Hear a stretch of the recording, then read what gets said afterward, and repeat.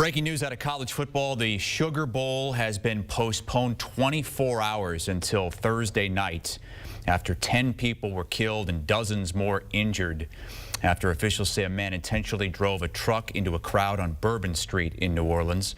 So the Sugar Bowl playoff game between Georgia and Notre Dame, which was originally scheduled to kick off tonight at the Superdome about a mile from that attack, is going to happen tomorrow. A Georgia Athletic Department spokesperson said all team personnel and travel party members have been accounted for. Notre Dame also confirmed the safety of all their team and traveling members. Game is now scheduled for tomorrow night at 8:45 p.m. Eastern Time.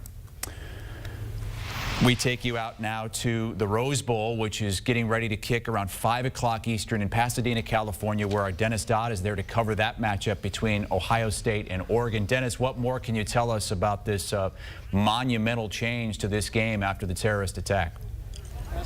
Yeah, it is a tragedy, and perhaps, Chris, you know, a game should be down on the list of things we're concerned about, but obviously we are, and that's great news that all the traveling party is accounted for after this terrible assault earlier this morning. I did, on the way in, ask a Rose Bowl official, knowing what had happened in New Orleans, is there enhanced security more selfishly than anything else? Is it going to take more time to get in? And that person said no, but it's the same as it always is, and it's pretty substantial. And she was right. There's a large police presence here. This area around the Rose Bowl at Arroyo Seca is spread out.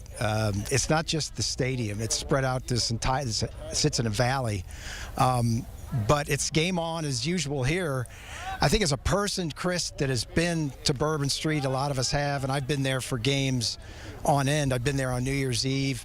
There's always an enhanced police presence on Bourbon Street on New Year's Eve. We'll find this out later, but you know, I guess we'll figure out how a pickup truck got onto that with all those barriers there. But that's for another time. But right here, everything's status quo. What's the feeling there among all of the reporters? I know you're with Josh Pate. I know there are reporters from all over the country and the world there, but this is affecting all of college football right now. Yeah, it is. I mean, it's obviously we're right in the middle of the college football playoff. We're right in the middle of the Peach Bowl down in Atlanta right now. It's pretty solemn. Everybody's checking their phones. I did talk to our Brandon Marcello, who's on the ground there covering the game, and he was going into the press conference. He did not have the information yet that we now know that obviously the game is postponed 24 hours. But look, being around here, I think you're a little not distracted, but you're thinking about other things now. Like what's going to be the outcome of this? What's going to happen after this game? And what are the security measures going to be going forward at the Cotton and Orange Bowl in the semifinals? And we've still got, what, a couple of games to go after this, after we talk. So I think that's the concern. Obviously, this was an act of terror, at least that was reported. And are there more to come? That's what the FBI is doing. Dennis, I know this situation is very fluid, and you're all the way across the country there in California, but you know what goes into delaying a game 24 hours. What kind of logistics are these teams going to be looking at before they play what is supposed to be their biggest game of the season? Yeah. Never mind the players for now. You've got fans that are due to check out tomorrow that have to get back to work. I mean, they have to make plans. What's that stadium going to look like? Is it still going to be, still going to be filled? But yeah, you're right. I mean, they're going to have to expand the perimeter, as I said, and scan that thing from inside. But mentally, as you're getting ready for a game, are you distracted? I assume staff, family, players are to some degree.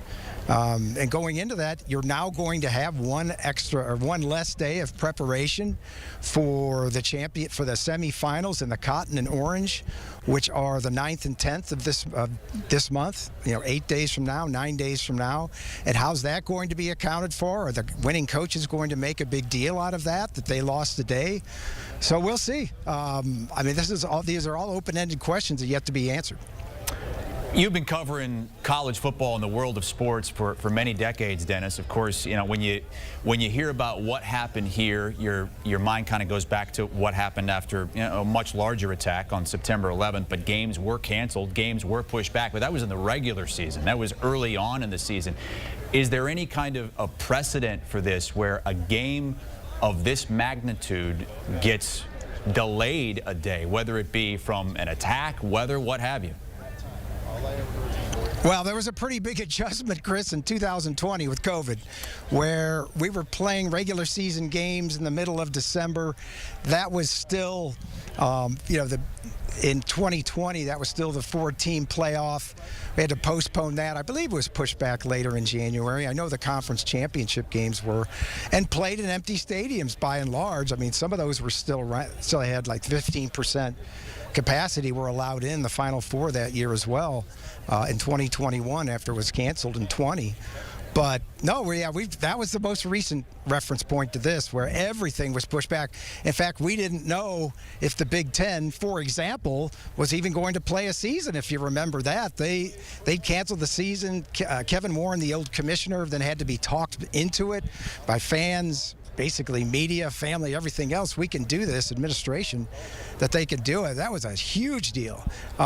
This is isolated. That was a worldwide pandemic, as we know, but still open-ended, as I mentioned. Dennis Dodd joining us from the Rose Bowl, where that game will be played tonight, 5 o'clock Eastern Time kickoff in that quarterfinal.